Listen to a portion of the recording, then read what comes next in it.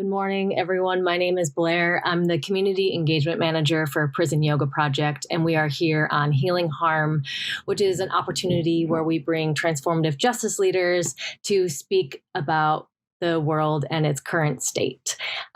We have Michelle Cassandra Johnson with us this morning. We are so excited to have her. She's the author of, I think, 3 books now. I think there's a 3rd book that she just wrote that I saw that's available for pre-release. And so we're so excited to talk about all of her work and really her impact on the yoga world and the social justice world today as well. So thank you, Michelle, so much for joining us.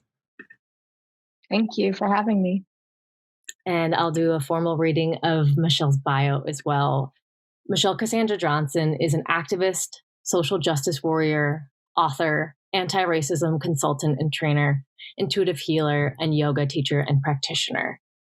Michelle's work centers on healing from individual and collective trauma, coming back into wholeness, and aligning the mind, body, spirit, and heart.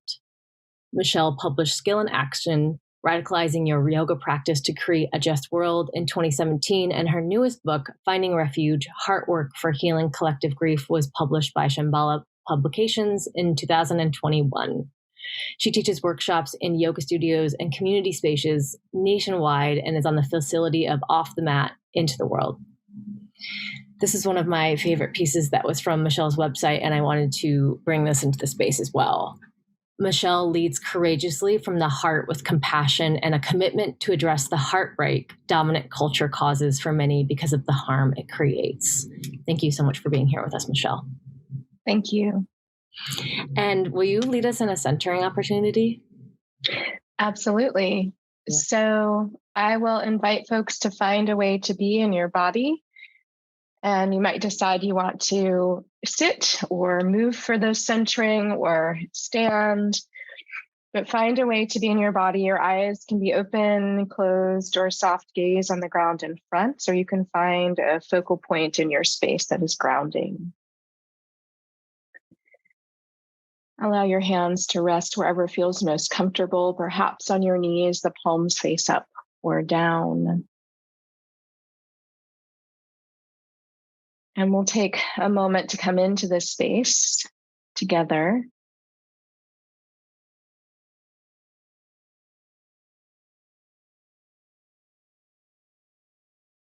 And I invite you to bring your awareness and attention to the breath.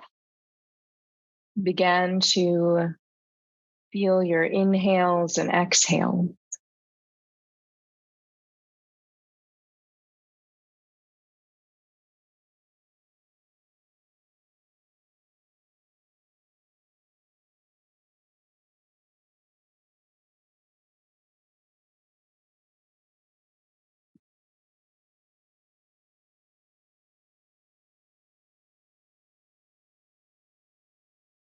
And as you bring your awareness to the breath, I invite you to note the quality of the breath.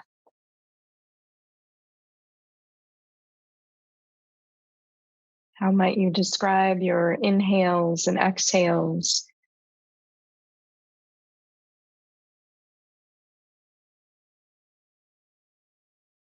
What descriptors might you use to share about the way your body is breathing at this time?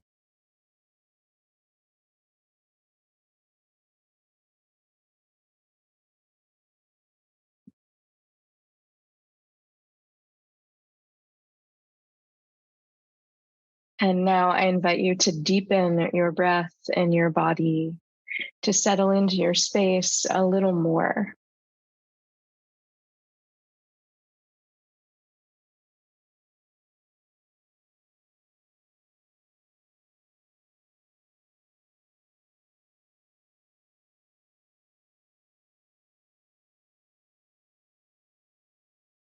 And as you settle into your space and this space, take a moment to notice what is present.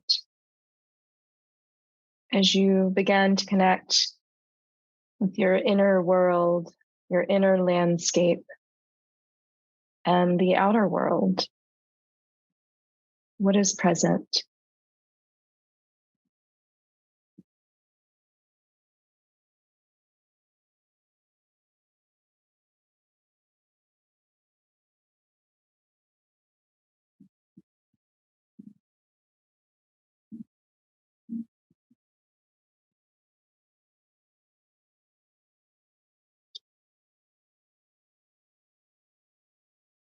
As you tune in to your inner world, the outer world, the quality of the breath, you might notice different physical sensations.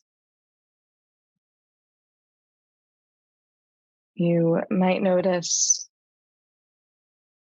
emotions moving through.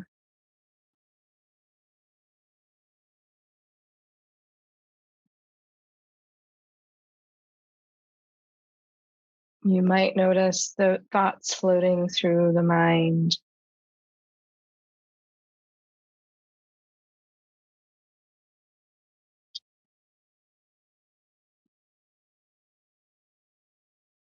And I invite you to notice your spirit, however you think of spirit, to check in and ask yourself, how is my spirit? How is my spirit feeling at this time?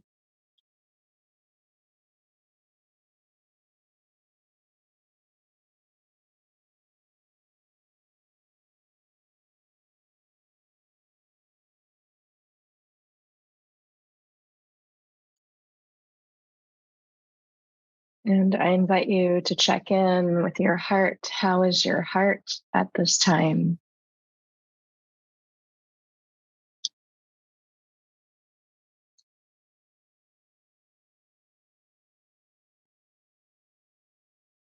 What is moving through your heart space as your heart beats?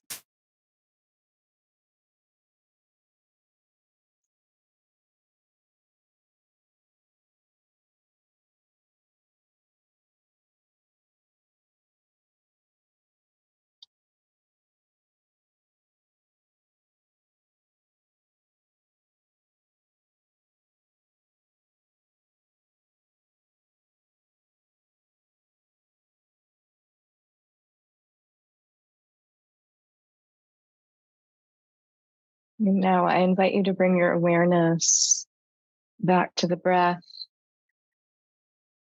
to take some time here to let your body breathe.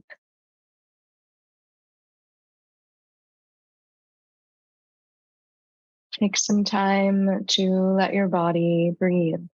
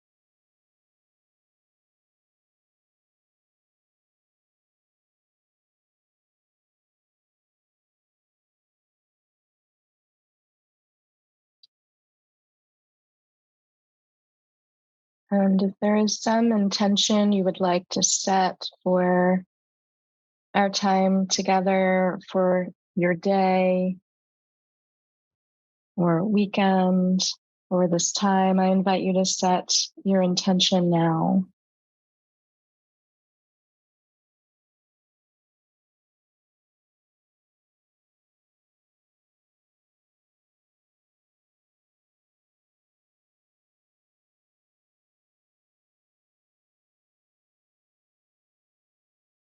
And I invite you to bring a prayer or wish into your awareness, focused on our collective healing, and in your mind's eye to uplift your prayer or wish for our collective healing.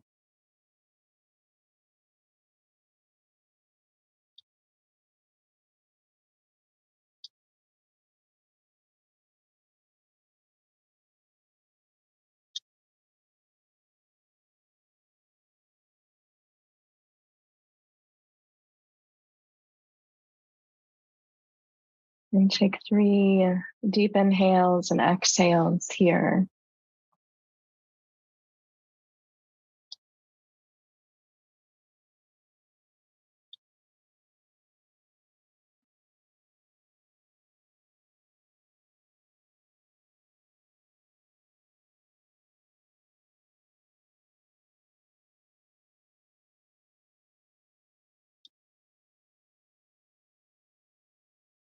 And then as you feel ready, continue to breathe and come back into your space, gently blinking open your eyes if they're closed, taking a moment to reconnect and reorient in your space.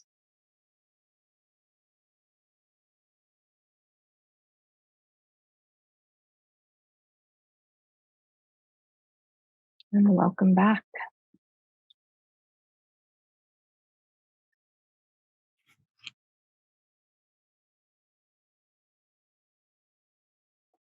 Thank you. Mm-hmm. Already got me weepy. It's been a little bit of the theme for the week. I just really wanted to speak to when you offered for us to connect to spirit, or whatever our understanding of relationship to spirit is. I just really feel honored to be in this position within this community, to be able to speak with you directly and to bring this conversation to our audience. So just thank you for being here, and thank you to the community for supporting me in this leadership role. It really is an honor. So I just wanted to speak to that. Thank you. And we usually start these conversations with the same question. What is your first memory of yoga? Thank you, Blair. It's an honor to be here. And before I answer your question, I will say I'll do a land acknowledgement. So as Blair said, my name is Michelle Cassandra Johnson, and I'm in Winston-Salem, North Carolina, which is the ancestral land of the Cherokee, the Tutelo, the Saponi, the Occaneechi, the Cherokee, the Catawba, and many other tribes. And I'll also just locate that it's myself in saying that it's very windy and rainy here today because of the hurricane. And it's making me think about when I woke up this morning, I was like, oh, I feel this storm in my body in a way. And it's just, which was interesting. And in meditation earlier, I thought about the storm, connected with it. And it's massive. And so I'm really present to the stormy times we're in, not just sort of physically with the natural world and our influence on the natural world and the storms that we have created, but also the stormy time we're trying to live through. And it is making me think about this conversation and how to engage our skills so we can respond to the various storms that are present and that are brewing, and the aftermath of storms, and what does recovery look like. So I'll just offer that because I'm very present to it at this time. And my first, this is an interesting question about my first memory of yoga because of how I understand yoga, or what I understand that it is. So often I'll say my sort of formal introduction to yoga was when I started practicing with a teacher who introduced it as a spiritual path. But prior to that, I had practiced what folks were calling it yoga. And it was mainly asana, and they weren't even calling it asana, but it was looking back, reflecting back. That's what we were moving through different postures, but it was void of a spiritual practice. It wasn't talked about as connected, something that is connected to or derived from spirit. And the other way that I answer this question is to say that I think yoga is a way of living. And so, I've been on a path of working toward creating conditions for justice, and also contemplating why we suffer so deeply, and also looking at the ways in which, myself included, I and we contribute to the suffering on this planet, our own and others. I think I've had questions about suffering since I was a child. And so to me, that speaks to what yoga asks us to look at, which is, why do we suffer, and how can we get free, right, from the suffering, and how can we mitigate and decrease the suffering. So I won't say that at age 4 I was a yoga practitioner, because no one was using that language around me, and in my home we weren't calling that yoga. Like these sort of inquiries about suffering and why the world was the way it was, my mom wasn't saying, well, that's yoga, right? You're questioning this and what's in the way of our liberation. And I do believe that is connected to yoga. And so I think I've been practicing or working toward this path of enlightenment, of deep study, self-study, and inviting others to be in a process and practice of collective study so that we can be free. I think I've been on this path for a long time, but, first started practicing what many of us call yoga in college, and then later in graduate school. Thank you for sharing that. And I feel like I have heard so many people speak of childhood and this seed that was planted, or an opening, right? And so this childhood awe or wonder, and really how we're able to see the world maybe with less conditioning from this open space, and really the curiosity to continue to ask why. Why is it like this? So thank you. I was really curious. So you were a social worker for a long time. Will you talk to us about your social work journey, and your transition maybe out of social work? Mm-hmm. Yeah. And I want to speak to something you named about curiosity and how children sort of often how they see the world, and also are able to speak about it in a way that is conditioned out of us as we grow by systems, in particular the educational system. Like, we're not supposed to ask questions. We're absorbing information and supposed to regurgitate that back, but not actually integrating the information, and not, I'm going to generalize, many of us may not have been in an educational system that allowed us to, or encouraged us to question, and to be curious. So that feels like it's on purpose. And it just resonated what you said about children. And I'll also say that I wrote about this in Skill and Action. I feel like the way I came into the world, which was, I couldn't breathe when I came into the world. And only later did that make sense why I was then on the path of yoga and seeking breath, which feels like life and liberation. I feel like that has everything to do with why I would ask questions about suffering, along with my family system and just what I was watching and sort of witnessing in the world, and how sensitive I was as a child and sensitive I am as a human on the planet, and just feel things deeply. So I wanted to add that and offer that. Growing up, my mother, she was a special education teacher. Her name is Clara, and she was a special education teacher for 32 years. And somewhere along the path, I essentially sort of grew up in her classroom, in the sense of after school, I would end up in her classroom. I wasn't always in the same school where she taught, but I would take the bus to her classroom. And during summers, she would work summer school or summer programs, and I would help her in those programs. And at one point she said, don't be a teacher, even though she would have supported me if I had become a teacher. And she was a wonderful teacher, and is a beautiful human. But she was like, don't go that path. And I was like, okay, well then, if I'm not going to be a teacher, I know I'm going to do something that is in the realm of supporting folks, right? And being of service. I understood that because she taught me to do that.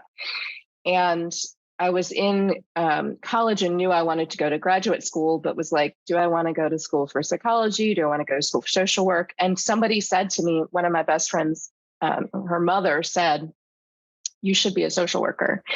And she wasn't like telling me what my path needed to be, but it was a moment where she was offering something that I hadn't thought of that really resonated. And I was like, oh, I don't know much about social workers other than what's been presented to me on TV and through the educational system about social workers. I don't know much about what they do, and did some research, and it ended up going to grad school at UNC Chapel Hill for social work. And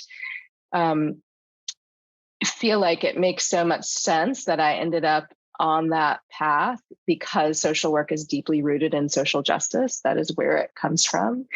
And in so many ways, it feels like it's connected to liberation. It's sort of connected to removing obstacles, what's in our way, individually and collectively. And there are different paths within the field of social work. So there's a lot you can do, and you can work with many different people individually, in groups. You can work with systems to dismantle the things that are in the way of our liberation, that are embedded within systems and institutions. And so it just, it really fit like my energy and essence and what I'm up to on the planet. And I'm actually still licensed as a social worker, although I'm not practicing as one now. And I practiced as a social worker for a long time in nonprofits and institutions, and then in private practice, and worked a lot within systems to disrupt patterns that were toxic, but also with individuals who were moving through trauma, which is actually what led me to become a yoga teacher or go through teacher training, was that awareness of somatic practice, although it wasn't talked about as much then when I was thinking about embodiment as it is now.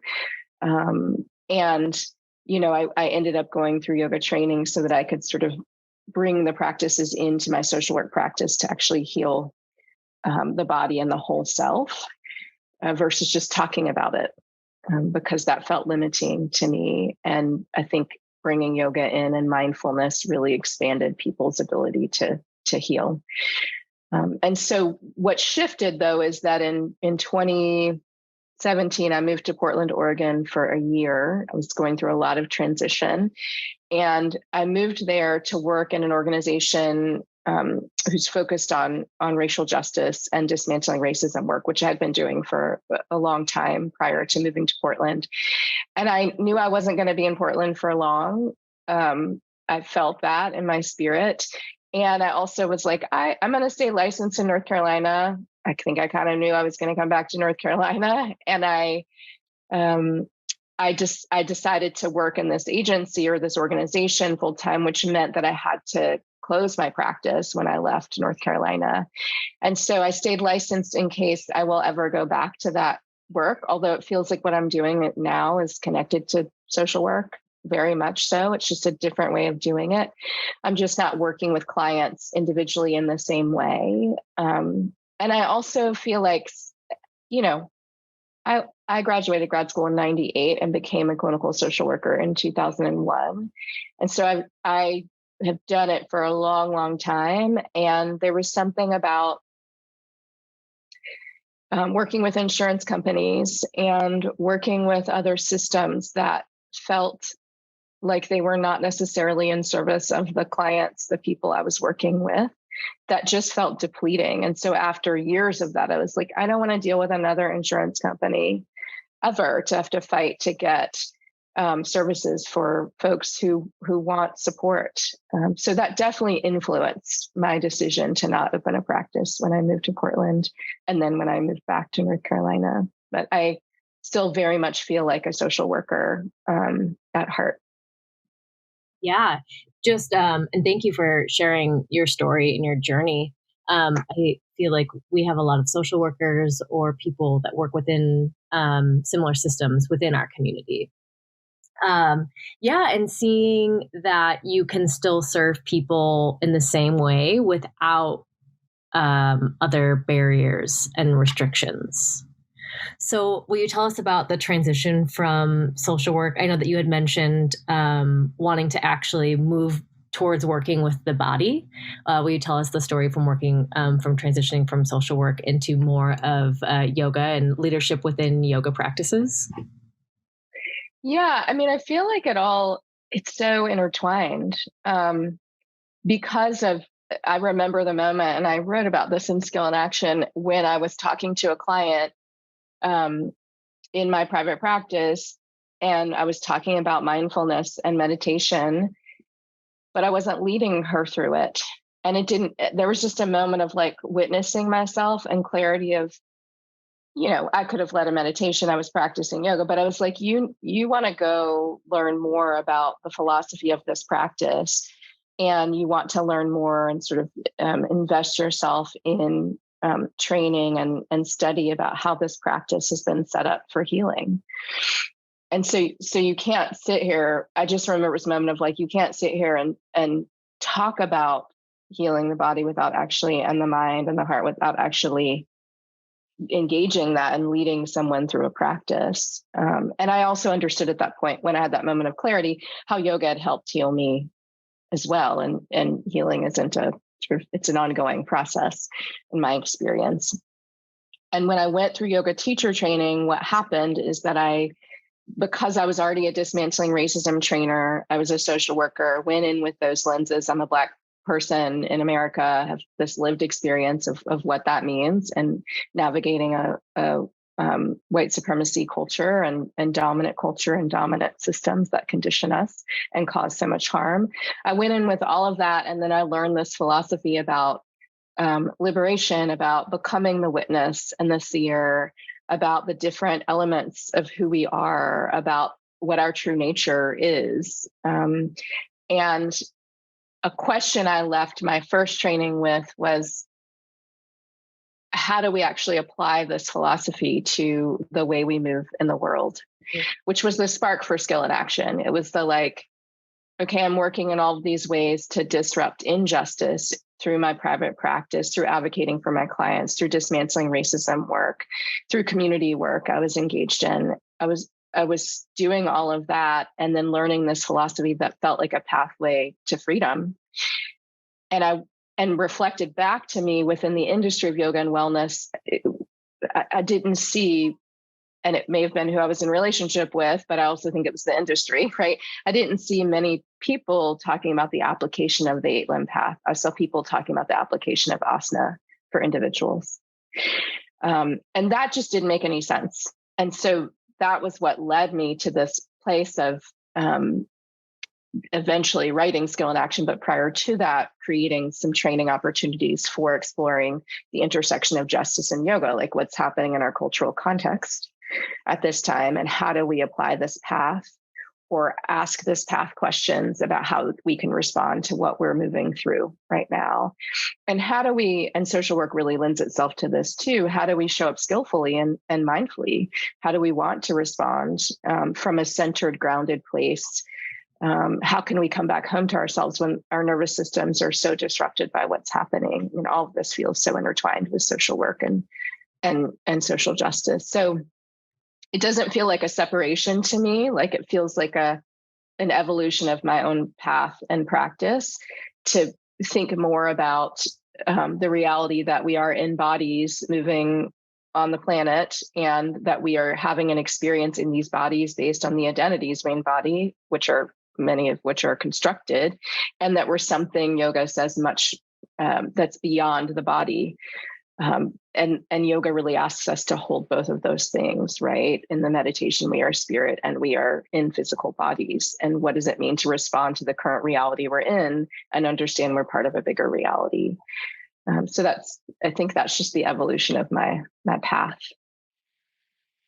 And I think it really lends to the place that you hold within the yoga community, is that you have the decades of experience being a social worker, and how you do inherently understand that social justice and yoga are intertwined, right? Where we practice for the liberation of all beings. But what does that look like in action? What are the steps? What does that look like in the world that we're in? Not really a question yet for that, but just speaking and responding. Where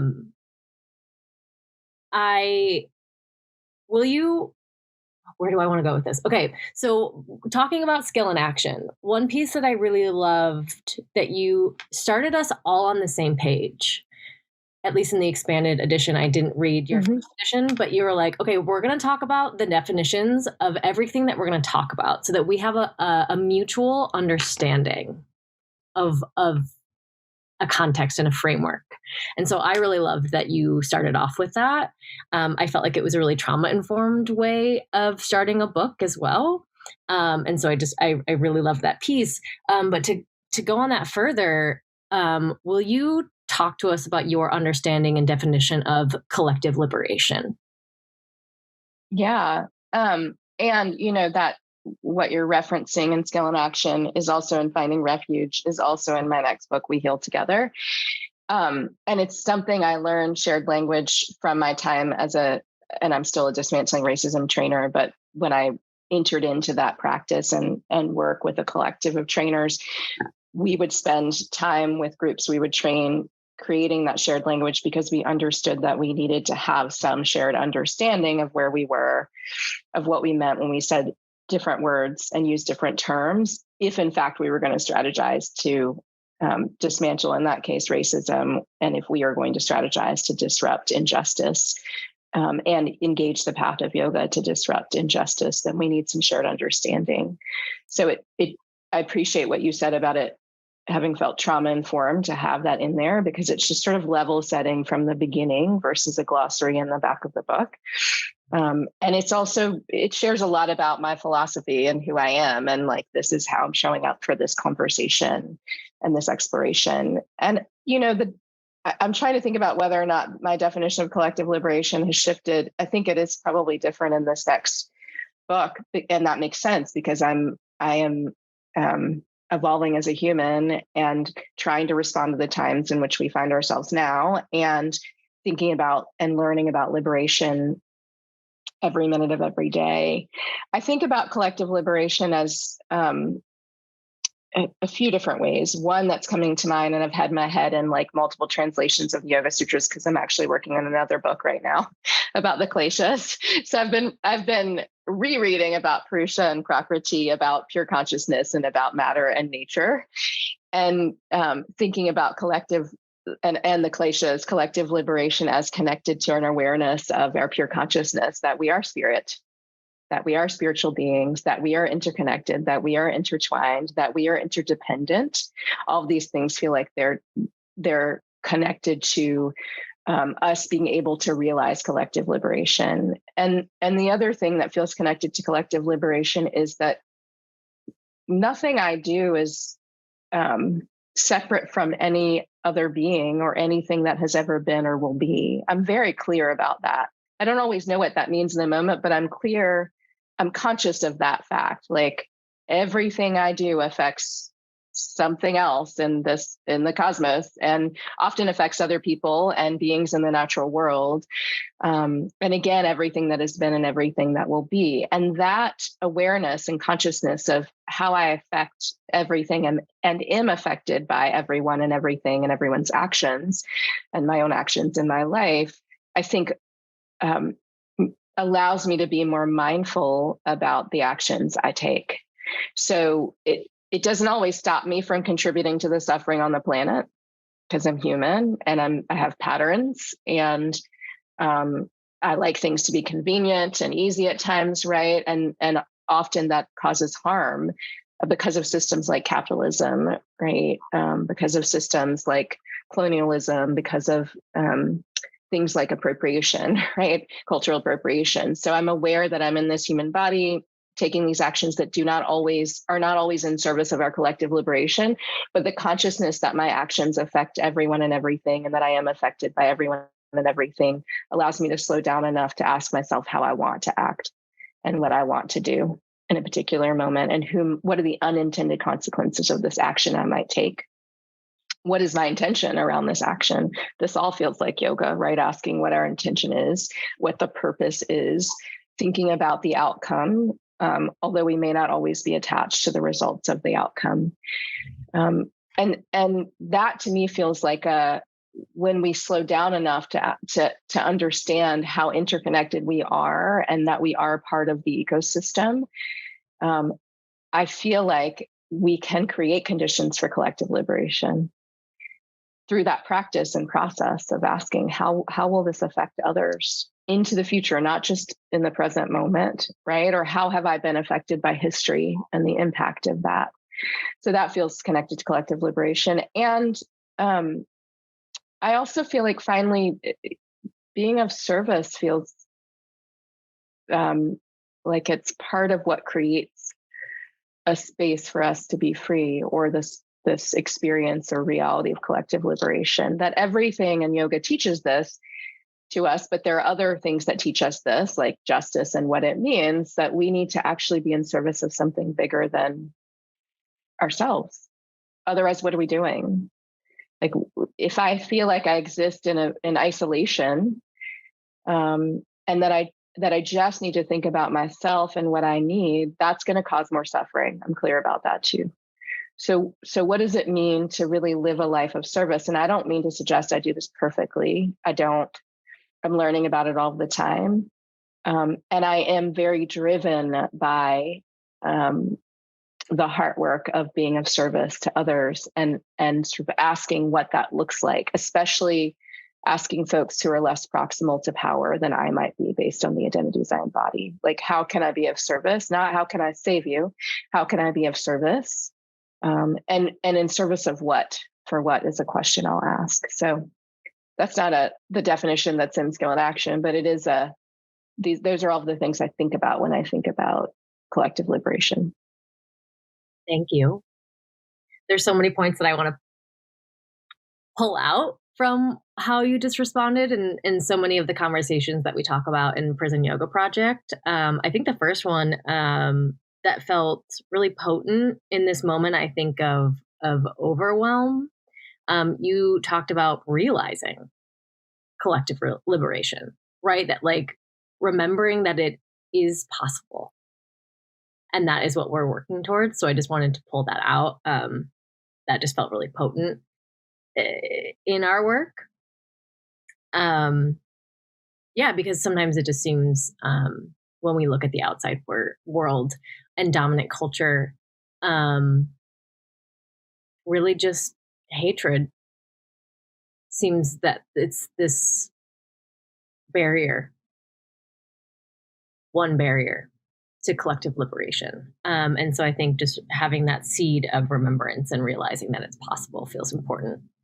And then I don't know if it necessarily leads to a question, but we talk about this a lot. When we work with incarcerated populations or system impacted people or families and communities, our intention versus our impact is so important. And so we're not coming in, we have to realize as facilitators or even showing up to do this work that we are not rescuing. We're not trying to triangulate anyone. So will you talk about, and I know you talk about it a lot in Skill and Action, but even the concept of our intention versus our impact? Mm-hmm. I appreciate what you said about the seed of collective liberation and remembering that. And what I'll offer is I feel aware of the fact that my ancestors and many people talk about this, dreamt of this moment where I'd be in conversation with you and in collaboration in this way with the Prison Yoga Project, right? As an example. And that we're in this conversation in the spirit of collective liberation. And I say that because someone has planted the seed, many people have, and have nurtured the seed and have watered it. And so I feel like even though I am aware of a lot of, and I woke up feeling the storm in my body, right? Feel the suffering on the planet, my own and others, not all of it because I don't understand it all, but I'm present to it. Even though there's suffering, that seed, that plant, that this experience of collective liberation is growing. I'm not waiting for it to happen. We're in the process of it, even if we can't see it, is what I believe. And sometimes I can't see it, but I just know it's there. And so, and that may be I don't even think that's actually for me connected to hope. I think that is there are multiple realities happening at this time. and suffering is one of the realities that we're experiencing. And also people have for so long dreamt of this experience of freedom and put conditions in place for us to be free, even though we're not fully free. So I guess I'm inviting people to hold multiple, which I do all the time, multiple truths at the same time. We're not going to like arrive to collective liberation. Let's assume things are like happening that we can't see or touch or feel. And some things we can see or touch or feel and we're manifesting, but things are happening under the surface in the spirit of collective liberation as we encounter and face the suffering that is present. So I want to name that. And intent and impact has been a essential part of my teaching and work and experience of being a human, and is really about, to your point, that we can hold positive intentions, but they don't always mean a positive or manifest a positive impact. And this really connects with what I said about saving and what you said, and it requires some self-awareness so that we understand our positionality. And we understand that there are things we don't know. I'm including myself in this. So I have a limited perspective based on my lived experience and the identities I embody, even though, as I said earlier, I am spirit. So there's something beyond this too. I'm aware of that part. But I am limited in my understanding of how everything works and everyone's experience, which means that at times I might have an intention of creating a healing space. But if I have not asked the question about what healing looks like for different people, then I might actually cause more harm instead of create healing in a space, for example. If someone assumes that they know what I need without being in relationship with me or folks like me or asking me, it's likely the impact of their actions, even if their intentions were positive, could cause harm to me. Because there's this way that dominant culture, it does a lot of things, as I often say, but one of the things it does is sort of generalizes experience and says we all need the same things, but it also says we don't all deserve the same things. It does that too, but it'll say wellness does this. Healing looks like this. Wellness looks like this. Liberation looks like this. And then we act accordingly to that. Meanwhile, we're all having different experiences because of our identities that dominant culture has constructed for us and how we're trying to navigate the world, right, based on our proximity to power. So I think it's really skillful to understand that intentions do not equal the impact or outcome. And what feels tied to this too is that if we're more proximal to power, I don't mean personal power, I mean institutional and social power. If we're more proximal to power, often there's conditioning around being good and being right. So I had good intentions as if that's enough, and it's just not. And I think part of our practice, spiritual practice, is at least for me has been, yes, I am a human on the planet who tries to do good things, and I still cause harm and suffering. And sometimes I do that unconsciously, and sometimes I just make a decision and I'm conscious that it could cause harm. But I'm like a person on the planet trying to be of service.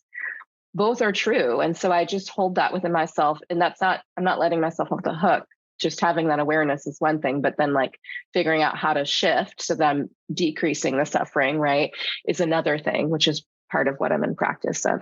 So I just want to invite people. It's not about our being good or bad, or we, as my dismantling racism colleagues would say, like, we're good and we're bad and we're things between that, right? And people get really caught up in the intentions such that they cannot look at the impact and can't actually broaden their perspective to understand that people may be having a different experience than them. Thank you. And we talk about this, being a yoga facilitator, right? So understanding the power that you do hold leading a group, right? So at least within our framework too, of working within facilities, prisons or jails, or something similar, being as trauma informed as possible, right? So offering autonomy in someone's class, but really seeing the power we hold while working with a group through movement. And that is to say that, maybe you come in with a class and your intention for the class, and that affects, if I am attached to the outcome, I'm not aware of people's experience within the class. So I'm also hearing attachment to outcome with this impact and intent. Mm-hmm. Yeah. People who've worked with me before or been in a space with me have often heard me say, like, yeah, I have an agenda for this, but I'm not attached to it.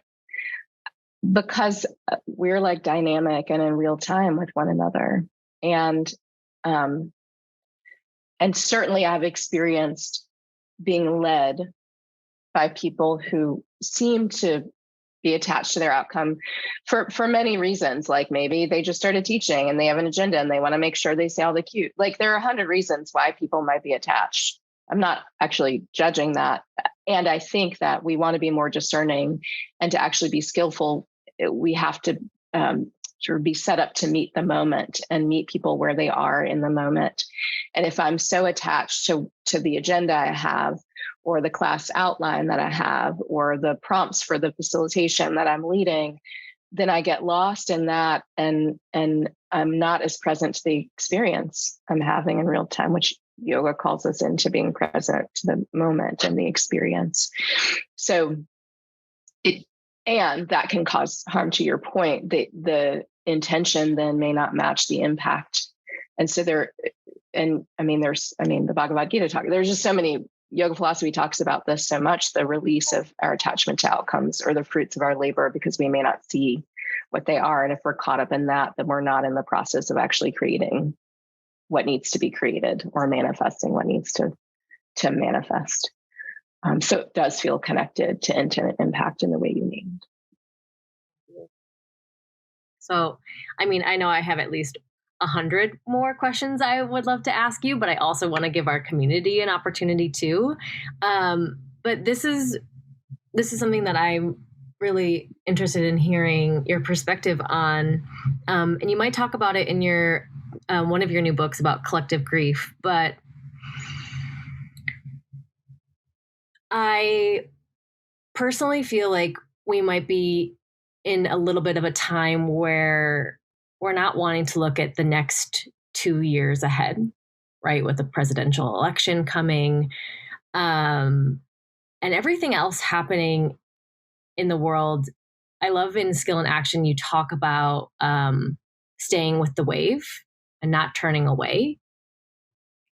So I'm interested in hearing your perspective on when we're faced with overwhelm, really of overwhelm of the world, when it really does seem impossible. So I really loved how earlier you pointed to that, like we are already on the path of collective liberation, but maybe just speaking to this current moment of this storm. And any practices or insight that you would be willing to offer or share. Yeah, I have thought a lot about this. As more people in spaces I've been facilitating or holding have named their overwhelm, and as I've just seen it show up for different people from their different social locations or identities, and then we're in mixed space and people are expressing their overwhelm and sharing what they're holding and how it feels different than someone else in this space. But also how we're having this collective experience of trauma, of overwhelm, of grief, of not just present trauma, things that are happening today or things we might anticipate in the future, but trauma that's been stirred up and is from the past that has been brought into the present because of what is playing out and unfolding now. And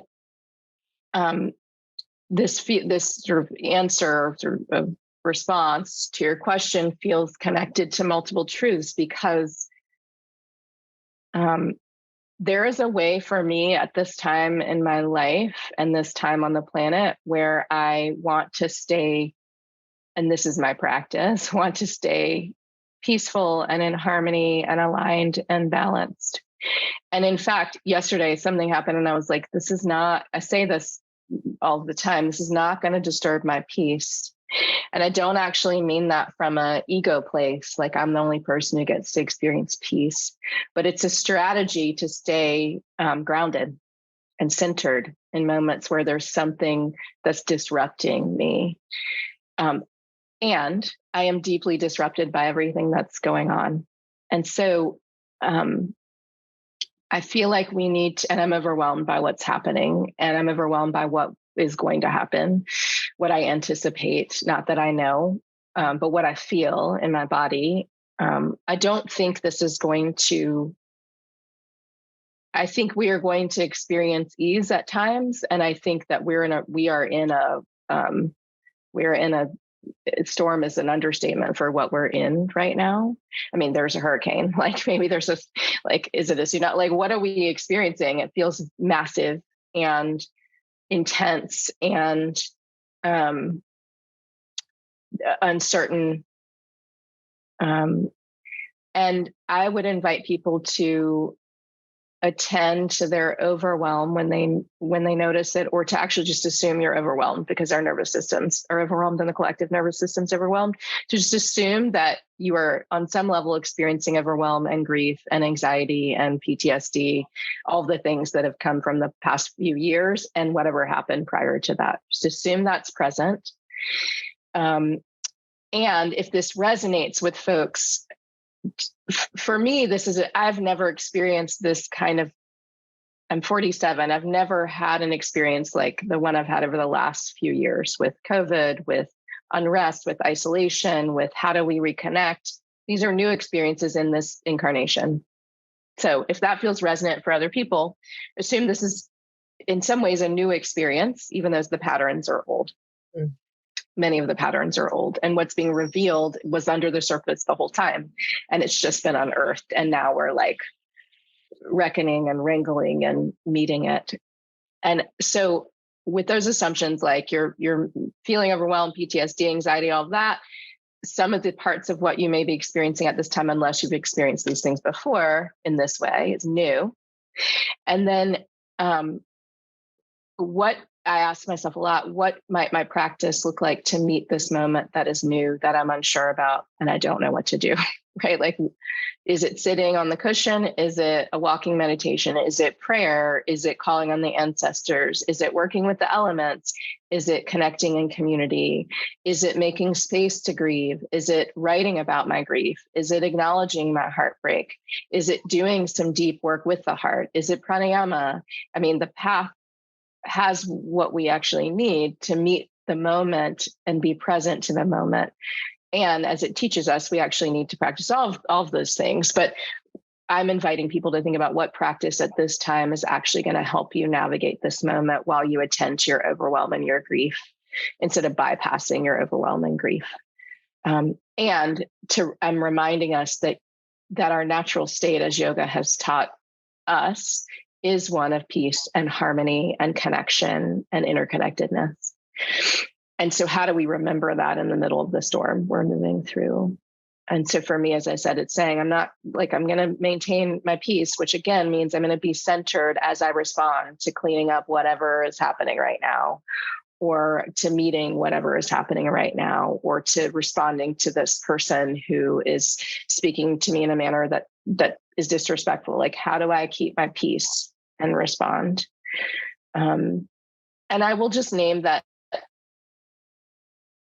5 years ago, I wasn't saying I'm not going to let my peace be disturbed. So something happened with my practice and the moment and what it was calling for that allowed me to be in a deep practice of like, there is part of me that is always peaceful and in balance.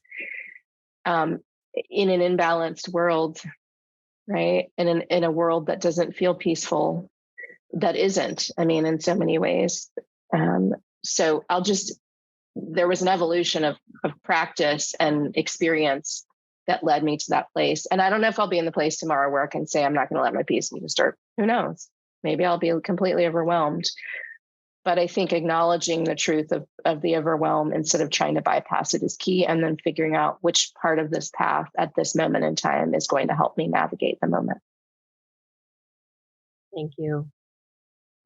And the mess piece really spoke to me as well. I had a moment recently. I just read Jeanette McCurdy, I think is her name. She wrote a book, I'm Glad My Mom Died. And it's an incredible piece that I really think talks about the fawn response to trauma. She just had a really abusive mother, and a lot of other intergenerational trauma. You see so much trauma happening in the story that she has put out, and you can see the healing that she's done to be able to speak to this also with like humor and understanding and compassion also for her mom. And you see it shift throughout the book. And I've talked to my coworkers about it a lot. But anyway, while reading the book, I really just was feeling the messiness of our world and the messiness of families. And that even is just a point of overwhelm, right? You're like, okay, I'm busy cleaning up my messes, whether I did it yesterday or a decade ago. And then you're like, and then other people are so messy and they're so messy, they don't even have the awareness of the messes that they create. I don't really know if I have a question or I think that just might be a response, but sometimes seeing the messiness and the unawareness does make me want to isolate. I see that in myself of being like, I don't want to deal with it. And so I think then coming back to what I see as a responsibility of being on this path, of vows that I've taken to support the liberation of all beings. And maybe that's just a sign for me to come back and be with grief and overwhelm. But I just recognize that in myself of wanting to isolate when I see messiness. Mm-hmm. Mm-hmm. I mean, a skill that I've used or strategy is so there's a difference in boundary setting and isolating as if we're not in connection with other beings. Mm. Right? And boundary setting is actually skillful at times. We can understand I'm still in connection with you, but I'm actually not going to relate to you in this way, whatever it is, fill in the blank. But I see your humanity, I see you're struggling, and I'm going to go and take care of myself in this way. So there's that piece. And then there's also, I remember that, sometimes I am as messy as the next person. I've done some work. And I have worked to not throw my mess on other people and the planet. And I'm still a work in progress in that way. And so sometimes remembering that helps me have compassion, even as I'm setting a boundary. Particularly with family, you're right. It's just, I think it's unique. So how do we, I just recognize there are things I don't know, that I was in a different place a decade ago than I am now, I named it about even my practice. And so I'm not above anybody else. I just may have had access to healing in a way folks have not. I may have, with that access, taken the opportunity to heal, and there's privilege in that. But nonetheless, and there are many ways for us to heal. And it's likely someone has pointed out to me, like, your mess is affecting me. Go do your work. That's happened multiple times. So I just want to name that, because we're not, even as like spiritual practitioners, we're on the path with everyone else. We're on some path with everyone else. And we may be on a spiritual path with some folks, because not everyone's on the spiritual path or actively explicitly on the path in that way. I think it's helpful to sort of recognize we're not, even if we've worked on ourselves, we're not above other people, but we can set boundaries and decide what do I want in my space, right? So that I can transmute some of the mess. That's what I would say. Thank you. And we can transition into questions. And so for our audience, just reminding you, if you're on a desktop, you can see the Zoom screen. There's a question and answer submission box at the bottom, and you can put your questions into there. And we do have a couple, so I'll start. One question is: you spoke of slowing down when the path toward when on the path towards collective liberation. Can you speak more on this and maybe guide those of us who are aware of the need to do so and to be able to support fellow practitioners when sharing yoga in incarceration? So just talking about slowing down when we're on the path. I mean, I think this is a great question. I think it is tricky because part of what we are responding to as people are urgent concerns. And it can be hard to slow down when, the world, as I've said for many years, is on fire in all of the ways. And something I learned 20 years ago is that mindfulness is key if we're going to be strategic in creating conditions for collective liberation. Otherwise, when we're not mindful, we risk replicating the toxic systems that are in the way of our collective liberation. So slowing down feels essential, and it's challenging. Many of us are conditioned to move fast. I would say to the part of your question about fellow practitioners when sharing yoga and incarceration, I've never been incarcerated, so the conditions in that space are not something I've experienced, and I would imagine are people are probably thinking about how to stay safe, right? How to just imagine there's a lot going on, and slowing down is not the number one thing folks are thinking about. And conditions may not actually be in place for that to happen, but in the context of your teachings, there is a space where you invite people into mindfulness and pausing, even for 30 seconds, right? That there's this way that you invite people into that practice that they can then rely on at times when things are moving very fast around them and when they are under siege or experiencing harm, which of course the carceral system is set up in that way. It's not necessarily about freedom, right? But how do we find freedom within that context, and really any context we're in? So I would just say it's key. Like, clearly moving fast without strategy and awareness has gotten us into a big old mess.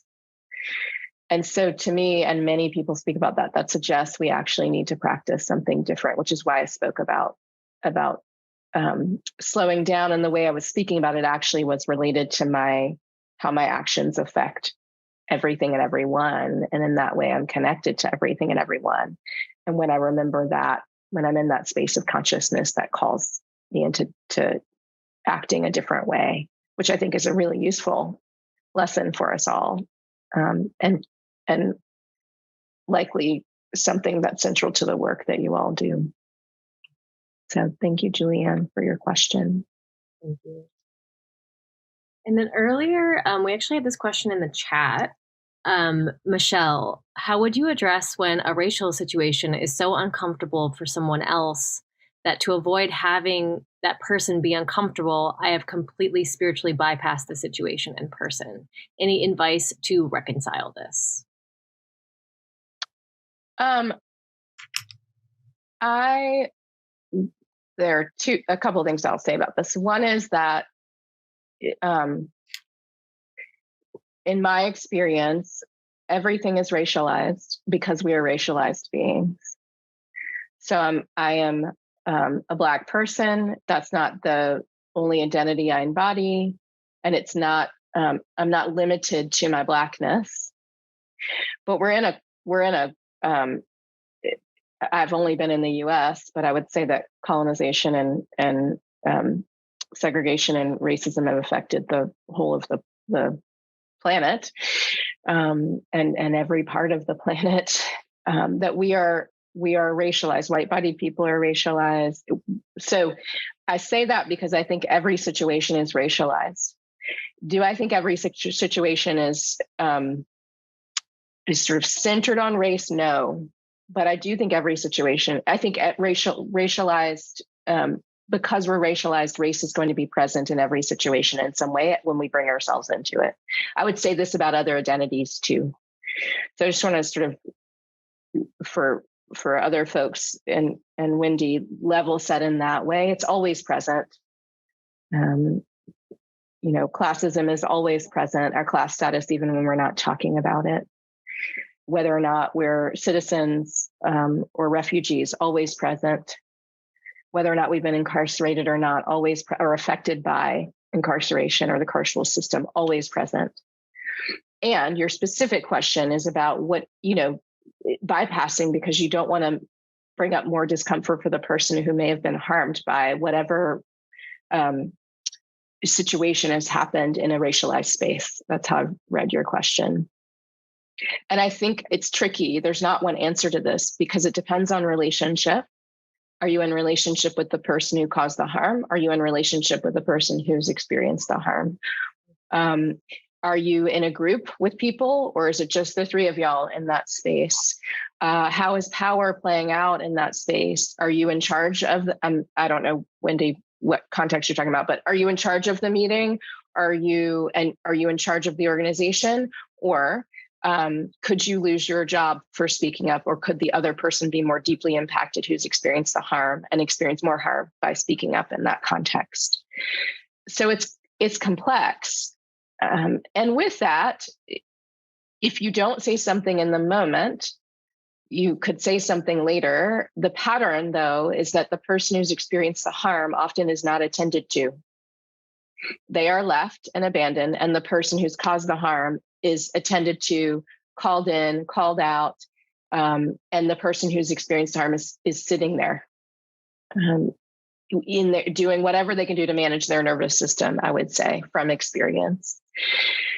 And I think there's a way that we can speak about what's happening in the moment from our own experience. So, Wendy, if there is a person who has said something that is racist or has caused harm and is racialized, what I will do from my own experience when I am calling in someone who has caused harm is I will speak from the spaces where I cause harm too. And I will give an example of it. I don't always do this. It depends on all the factors I named, but I will give an example of it to use myself as somebody to say, I cause harm too. And in these situations, when this happens, whatever happened, this is how I might respond to it. The other thing that I'll do in spaces is say, something just happened. Is this a space where we can talk about it, or do we need to talk about it in some other space? So I didn't directly answer your question because I think it's just nuanced. But I do think what we know is that people have bypassed talking about the truth of how racism and white supremacy affect us all, but differently, that there's been a complete bypass of that in spiritual spaces that are talking about liberation. And there's no way to get free if we're going to bypass the reality we're in. People rush to transcend the reality, and we can't actually do that. We have to deal with this context and reality. So I would also say, assume that's part of the landscape. Like, the history is that people have bypassed the truth. So how do we get closer to the truth, which obviously the practice of yoga teaches us and talks to us about. And with that, I would also say, to me, it makes sense to intervene because there's been such a practice of bypassing that we need to build the muscle of intervention and disruption. So that was a long answer. That's what I'll name. Thank you. And I think that is going to be beneficial for everyone on this call to hear. Listening or supporting and figuring out what the situation calls for, the unique situation. Yeah, and that we have one other question, and then please. Oh, good, we got two more. But this was kind of my tie-in for the overwhelm as well, and the current state of just a continuation of erasure of history, um, and how we continue to build upon a false narrative, really, of this country. Um, I don't really have necessarily a question to it, but just wanted to bring it to the space, that dominant culture continues to want to erase and retell history. And maybe this question ties in there. Rob, I teach yoga at a downtown jail in Minneapolis, and men are relieved to get out of their cells, and they're also appreciative of this class. I also teach in a halfway house where men have a taste of freedom, and so few take advantage of this free class. Yoga has a bad rap in toxic men culture. And he's offering, maybe we should call it men's mindfulness movement. But maybe I asked if he had a specific question relating to the statement, but maybe you want to talk about toxic masculinity in yoga or spiritual communities, or how to address toxic masculinity. I mean, there's so many ways to go with this. Thank you, Rob, with this question. And I also am reading the question, see the difference in the places you mentioned where you're teaching, that in one place folks are like appreciative to get to class, and another where there's a little more freedom, where they aren't as controlled, I would say, and time and space is not as controlled. They don't take advantage of this free class as much. And what you named about that dynamic of how yoga has been presented, and who it's for, I think is part of what you're speaking to, our conditioning around who yoga is for. What does a yoga practitioner look like? What is the benefit of yoga? Part of this is because of how yoga has been presented as movement and asana only, and not as more than that. And I think, I mean, we're in a time where more people are talking about toxic masculinity, but also in a patriarchal culture, and where male identified folks are conditioned to operate in certain ways, which the way yoga has been presented may not actually align with the conditioning experienced by male identified folks. So I would say that you can call it what you want to call it, if it's men's mindful movement or something else. I think more of it is about what is yoga and how does it benefit. And I also think it's about how does it benefit us all, but specifically to your audience, how might it, the folks you're teaching, how might it benefit them? And I also think it comes through experience. Like, people have to experience this from an embodied place to understand the benefits of it. So I think it's both expressing what they are and also guiding people into that, and teaching to who's there, right? Teaching to what we were speaking about earlier, who's there, what's being called for, what's needed. Having a conversation about, you could have a conversation about conditioning, about masculinity, about messages. You could use any of those words depending on the group, right? People have internalized about it, what it means to be them, and how then that affects their connection with this practice of yoga.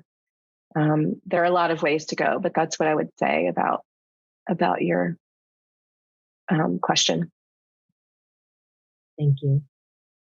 And then we have one last question, and then I want to give you the floor, Michelle, to speak to anything that hasn't been brought up today.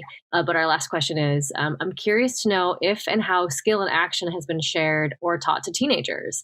And if it hasn't, how would you recommend introducing this to teens in detention? I am not sure if it's not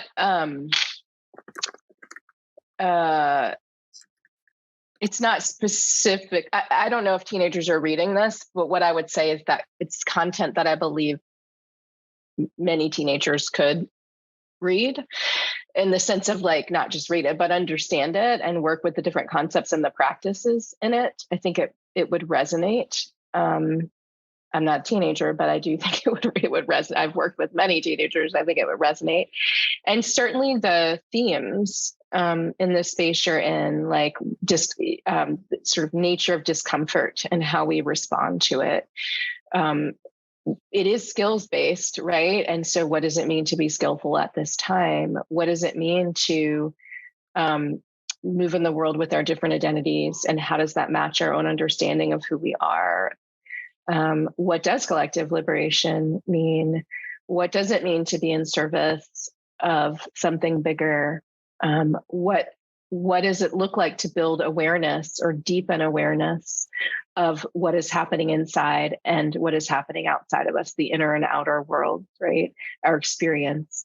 And what's the relationship between the two? Those are just some of the themes. But I think you could bring all of those into the teaching you're doing, into movement practice, into meditation, into conversation, into like self-study as well, and conversation. So I think it's applicable for sure. And it would just be you taking the theme and thinking about how it resonates for you, if it does, and how you would teach it then to the teens that you're teaching you, because you know them, right? And you know the context they're in as well. So what can you bring in, and what is okay to bring in? But I feel like the concepts apply for sure. Thank you.